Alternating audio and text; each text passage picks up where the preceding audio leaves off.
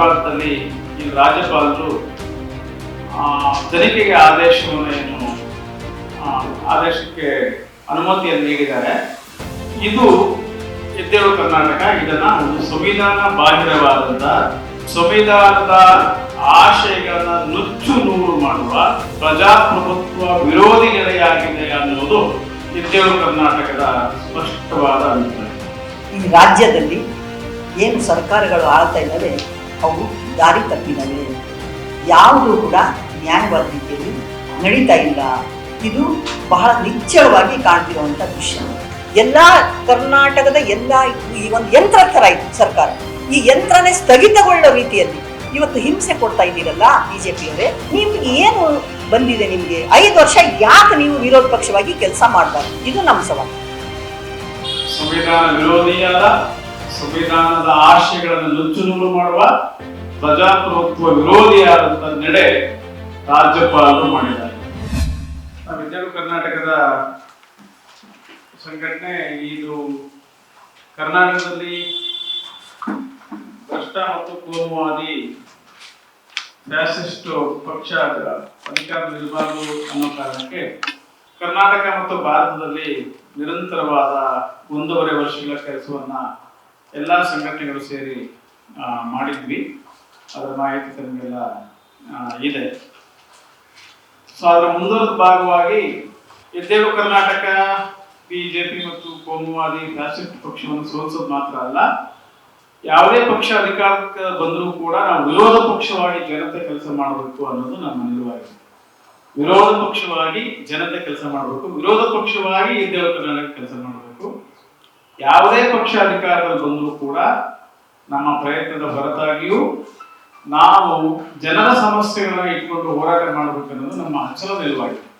ಹಾಗ ಹೇಳ್ತಾ ಈ ಪ್ರಜಾಪ್ರಭುತ್ವ ಮತ್ತು ಸಂವಿಧಾನ ಉಳಿಸ್ಲಿಕ್ಕೂ ಕೂಡ ಟೊಕ್ಕೆ ಕಟ್ಟಿ ಕರ್ನಾಟಕದ ಎಲ್ಲ ಪ್ರಗತಿಪರ, ದಲಿತ, ಶೋಷಿತ, ಮಹಿಳಾ, ಕನ್ನಡಪರ, ಹಿಂದುಳಿದ ವರ್ಗದ ಪರ ಸಂಘಟನೆಗಳು ನಾವು ನಿಂತಿದ್ದೀವಿ. ಸೊ ಆ ಮುಂದುವರೆದ ಭಾಗವಾಗಿ ಈಗ ಒಂದು ಹೊಸ ವಿವಾದ ತಮಗೆಲ್ಲ ಒಂದು ಕಳೆದ 10 ದಿನಗಳಿಂದಲೂ ಕೂಡ ಬಹಳ ಕರ್ನಾಟಕದ ಒಂದು ಪ್ರಮುಖ ವಿದ್ಯಮಾನವಾಗಿ ಕಂಡು ಬರ್ತಿರೋದು ಮೂಡಾ ವಿಭಾಗದಲ್ಲಿ ಈ ರಾಜ್ಯಪಾಲರು ತನಿಖೆಗೆ ಆದೇಶಕ್ಕೆ ಅನುಮತಿಯನ್ನು ನೀಡಿದ್ದಾರೆ. ಇದು ಎದ್ದೇಳು ಕರ್ನಾಟಕ ಇದನ್ನ ಒಂದು ಸಂವಿಧಾನ ಬಾಹಿರವಾದಂತ ಸಂವಿಧಾನದ ಆಶಯಗಳನ್ನ ನುಚ್ಚು ನೂರು ಮಾಡುವ ಪ್ರಜಾಪ್ರಭುತ್ವ ವಿರೋಧಿ ನಡೆಯಾಗಿದೆ ಅನ್ನುವುದು ಎದ್ದೇಳು ಕರ್ನಾಟಕದ ಸ್ಪಷ್ಟವಾದ ಅಭಿಪ್ರಾಯ.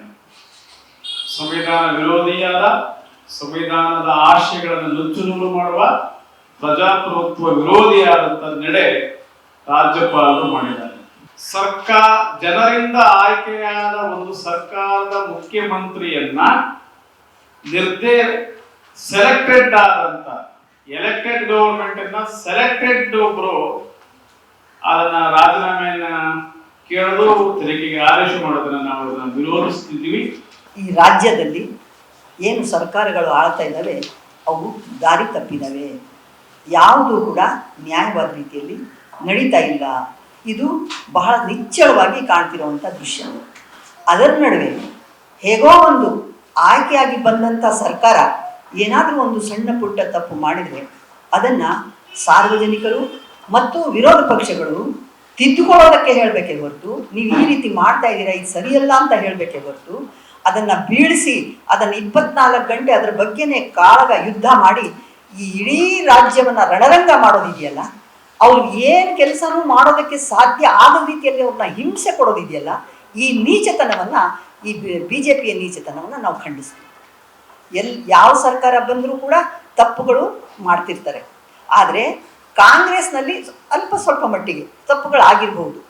ಈಗ ಸಿದ್ದರಾಮಯ್ಯನವರು ಅವ್ರ ಪತ್ನಿ ತಗೊಂಡಿದ್ದಾರೆ ಜಮೀನು ಅಥವಾ ನಿವೇಶನ ಅನ್ನೋದಿದೆಯಲ್ಲ, ಅದು ತನಿಖೆ ಆಗಲಿ. ತನಿಖೆ ಆದಮೇಲೆ ಸಿದ್ದರಾಮಯ್ಯನೇ ಕೊಟ್ಟಿದ್ದಾರೆ, ಅವರೇ ಬರೆದು ಬಿಟ್ಟಿದ್ರು, ಅವರೇ ಕೊಟ್ಬಿಟ್ರು ಅಂದರೆ ಆ ಮಾತು ಬೇರೆ. ಯಾಕೆ ಇಷ್ಟೊಂದು ನೀವು ರಂಪ ಮಾಡ್ತಾ ಇದ್ದೀರಾ? ನೋಡಿ, ಪ್ರತಿಯೊಬ್ಬ ರೈತನೂ ಇಲ್ಲಿ ವಿಧಾನಸೌಧಕ್ಕೆ ಬರ್ತಾ ಇದ್ದಾನೆ, ಪ್ರತಿಯೊಬ್ಬ ವಿದ್ಯಾರ್ಥಿ, ಈ ಕಾರ್ಮಿಕರು, ಎಲ್ಲ ಜನ, ಎಲ್ಲ ರೀತಿ ಎಲ್ಲ ವರ್ಗದ ಜನಗಳು ಕೂಡ ಇವತ್ತು ತಮ್ಮ ಕೆಲಸಕ್ಕೋಸ್ಕರ ಅಷ್ಟು ಅಲ್ದಾಡ್ತಾ ಇದ್ದಾರೆ. ಯಾವಾಗ ನೋಡಿದ್ರು ಆತಂಕ ಅವ್ರಿಗೆ. ಈಗ ಬಂದ್ರ ಇವತ್ತೇನೋ ಒಂದು ಕೆಲಸ ಅವ್ರದ್ದು ಇರುತ್ತೆ ಬಹಳ ಮುಖ್ಯವಾದದ್ದು, ಆದರೆ ಇಲ್ಲ ರೀ ಸರ್ಕಾರದಲ್ಲಿ ಏನೋ ಒಂದು ಸ್ವಲ್ಪ ಗಲಾಟೆ ಇದೆ, ಆ ಪಾರ್ಟಿಯವ್ರು ಹಾಗೆ ಮಾಡಿದ್ದಾರೆ ಹೀಗೆ ಮಾಡಿದ್ದಾರೆ ಅಂಥೇಳಿ ಅವರು ವಾಪಸ್ ಹೋಗ್ತಾರೆ. ಹೀಗೆ ಎಲ್ಲ ಕರ್ನಾಟಕದ ಎಲ್ಲ ಈ ಒಂದು ಯಂತ್ರ ಥರ ಇದು ಸರ್ಕಾರ. ಈ ಯಂತ್ರನೇ ಸ್ಥಗಿತಗೊಳ್ಳೋ ರೀತಿಯಲ್ಲಿ ಇವತ್ತು ಹಿಂಸೆ ಕೊಡ್ತಾ ಇದ್ದೀರಲ್ಲ BJP-ಯವರೇ. ನಿಮ್ಗೆ ಏನು ಬಂದಿದೆ? ನಿಮಗೆ 5 ವರ್ಷ ಯಾಕೆ ನೀವು ವಿರೋಧ ಪಕ್ಷವಾಗಿ ಕೆಲಸ ಮಾಡಬಾರ್ದು? ಇದು ನಮ್ಮ ಸವಾಲು. ಈ ವಿರೋಧ ಪಕ್ಷದವರು ಬರೀ ಬೊಯ್ಯೋಕ್ಕಲ್ಲ, ಬೊಯ್ದು ನಿಮ್ಮನ್ನು ಯಾರೂ ಒಪ್ಪಲ್ಲ. ನಮ್ಮ ರಾಜ್ಯದವರು ಅಷ್ಟು, ನಮ್ಮ ಆಡಳಿತ ಪಕ್ಷದಲ್ಲಿರೋರು ಅವ್ರನ್ನ ಕೇರ್ ಮಾಡಬಾರ್ದು. ಮೊದಲು ನಮ್ಮ ಕೆಲಸಗಳನ್ನು ಮಾಡಬೇಕು. ಜನಗಳ ಕೆಲಸ ಮಾಡಿದರೆ ನೀವು ಅಷ್ಟೊಂದು ಭ್ರಷ್ಟಾಚಾರ ಮಾಡೋದು ಬೇಕಾಗಲ್ಲ. ಎಲೆಕ್ಷನ್ಗಳನ್ನು ಇವ್ರು ನಮ್ಮ ಕೆಲಸ ಮಾಡ್ತಾರಪ್ಪ, ಯಾವುದನ್ನು ತಲೆಗೆ ಹಚ್ಕೊಳ್ಳಲ್ಲ ಅಂತ ಹೇಳಿ ನಿಮಗೆ ಮತ ಕೊಡ್ತಾರೆ, ಗೆಲ್ಲಿಸ್ತಾರೆ. ಆದ್ದರಿಂದ ನಾವು ಹೇಳೋದಿಷ್ಟೇ, ಸರ್ಕಾರಗಳು ಯಾವುದೇ ಬರಲಿ ಅದನ್ನು ಆಡಳಿತ ಮಾಡೋದಕ್ಕೆ ಬಿಡಿ, ಜನಗಳ ಕಡೆ ಹೆಚ್ಚು ಗಮನ ಕೊಡಿ, ಜನಗಳ ಕಷ್ಟ ಸುಖ ನೋಡಿ. ಮತ್ತು ಈ ರಾಜ್ಯಪಾಲರು ಅದನ್ನು ಮೊದಲು ಗಮನಿಸಬೇಕು. ಏನೇನಿದಾವೆಲ್ಲ ವಾಪಸ್ ತಗೊಂಡು ನಿಚ್ಚಳವಾಗಿ ಮುಂದೋಗೋದಕ್ಕೆ ದಾರಿ ಮಾಡಿಕೊಡಿ. ಅಲ್ಲದೆ ಇದ್ರೆ ನಾವು ಉಗ್ರ ಹೋರಾಟವನ್ನು ಮಾಡಬೇಕಾಗತ್ತೆ ತಮ್ಮ ವಿರುದ್ಧ ಅನ್ನೋ ಎಚ್ಚರಿಕೆಯನ್ನು ಇದರಿಂದ ಕೊಡ್ತಾ ಇದ್ದೀವಿ. ಏನು ರಾಜ್ಯಪಾಲರು ಸಿದ್ದರಾಮಯ್ಯ ವಿರುದ್ಧ ಒಂದು ಆದೇಶ ಹೊರಡಿಸಿದ್ದಾರೆ, ಈ ಆದೇಶ ಒಂದು ರೀತಿ ನಗುಪಾಟ್ಲಿಗೆ ಇಡುವಂಥ ಆದೇಶ ಅಂತ ನಾನು ಅದನ್ನು ಭಾವಿಸ್ತೀನಿ.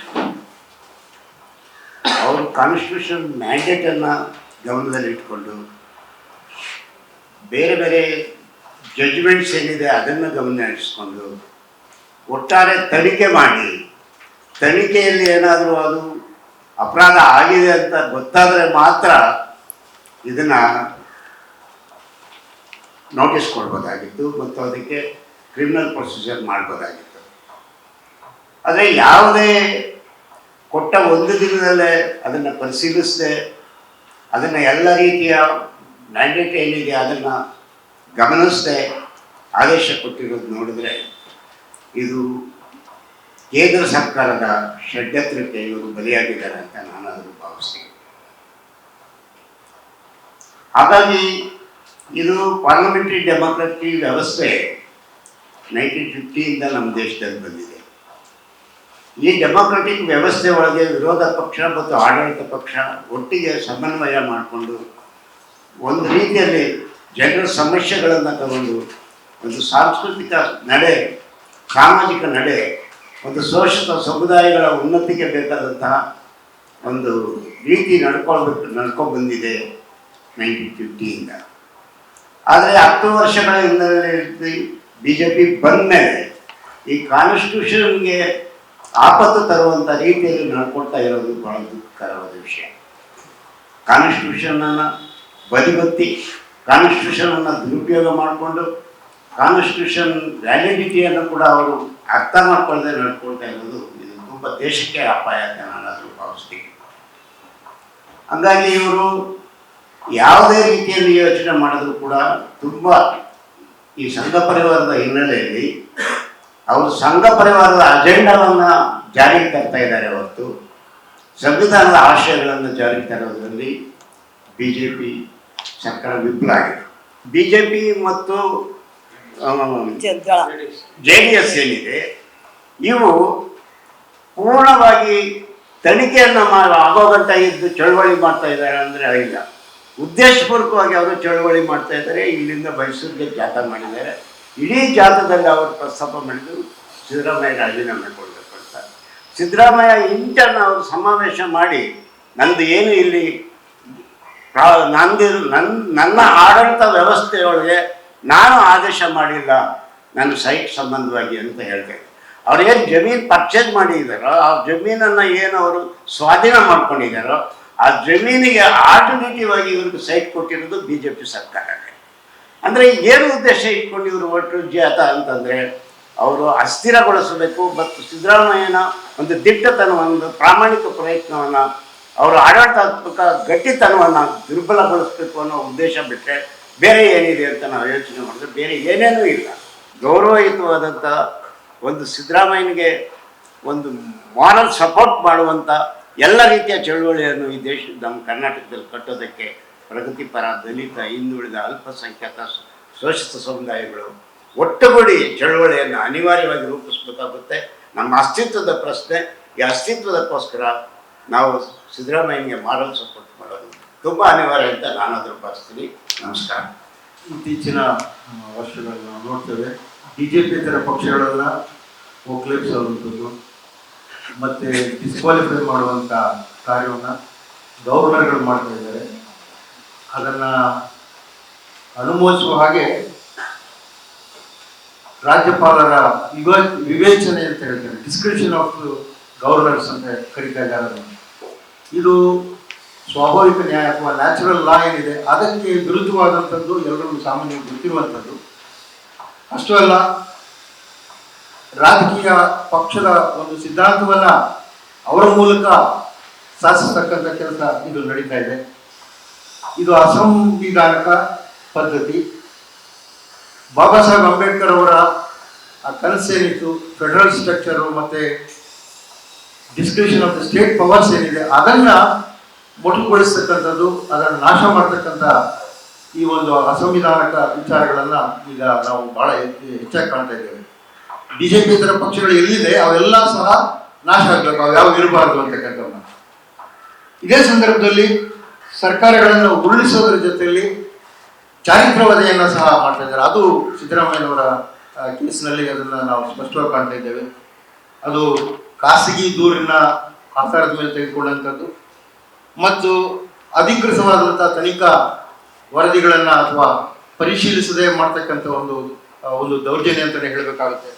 ಇಂಥ ಒಂದು ಸನ್ನಿವೇಶದಲ್ಲಿ ಅಲ್ಪಸಂಖ್ಯಾತರು, ದಲಿತ ಸಮೂಹಗಳು, ತಳ ಸಮುದಾಯಗಳೆಲ್ಲ ಈ ದಿವಸ ಅವರ ಪರವಾಗಿ ನಿಂತಿದ್ದಾರೆ. ಇದು ಮುಂದುವರಿತದೆ.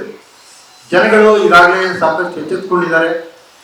ಹಿಂದೆ ಏನಿತ್ತು, ತನಿಖೆಗಳಾದಂಥ ರಿಪೋರ್ಟ್ಗಳನ್ನು ಈ ಸರ್ಕಾರ ಪರಿಶೀಲಿಸದೆ ಹೋದರೆ ಅಥವಾ ಗವರ್ನರ್ ಅವರು ಪರಿಶೀಲಿಸದೆ ಹೋದರೆ ಈ ಹೋರಾಟ ಮುಂದುವರಿತಾ ಹೋಗ್ತದೆ. ಆದ ಕಾರಣ ಈ ಸಂದರ್ಭದಲ್ಲಿ ನಾವು ಯೋಚನೆ ಮಾಡುವಂಥ ವಿಚಾರ ಏನಂತ ಹೇಳಿದ್ರೆ, ಅಸಂವಿಧಾನಿಕವಾದಂಥ ಪದ್ಧತಿಗಳು ಅದು ಯಾವುದೇ ಕೇಂದ್ರದಲ್ಲಿ ಯಾವುದೇ ಪಕ್ಷ ಬಂದಿರಲಿ ಅದರ ವಿರುದ್ಧವಾಗಿ ಜನ ಇರ್ತಾರೆ ಅಂತಕ್ಕಂಥದ್ದನ್ನು ಕರ್ನಾಟಕದಲ್ಲಿ ಈಗಾಗಲೇ ನಾವು ನೋಡ್ತಾ ಇದ್ದೇವೆ. ಆದ ಕಾರಣ ಈ ಜನ ಹೋರಾಟದಲ್ಲಿ ಎಲ್ಲ ಅಲ್ಪಸಂಖ್ಯಾತ ಸಮುದಾಯಗಳಿರ್ತವೆ ಮತ್ತು ತಳ ಸಮುದಾಯಗಳಿರ್ತವೆ ಅಂತ ಹೇಳ್ತಾ ನನ್ನ ಮಾತನ್ನು ಮುಗಿಸ್ತೇನೆ. ಮತ್ತಷ್ಟು ವಿಶೇಷ ವಿಡಿಯೋಗಳನ್ನು ನೋಡಲು ಮತ್ತು ಹೊಸ ವಿಡಿಯೋಗಳ ಬಗ್ಗೆ ತಿಳಿಯಲು ಈ ದಿನ .com ಯೂಟ್ಯೂಬ್ ಚಾನೆಲ್ ಸಬ್ಸ್ಕ್ರೈಬ್ ಮಾಡಿ ಮತ್ತು ಬೆಲ್ ಐಕಾನ್ ಕ್ಲಿಕ್ ಮಾಡಿ.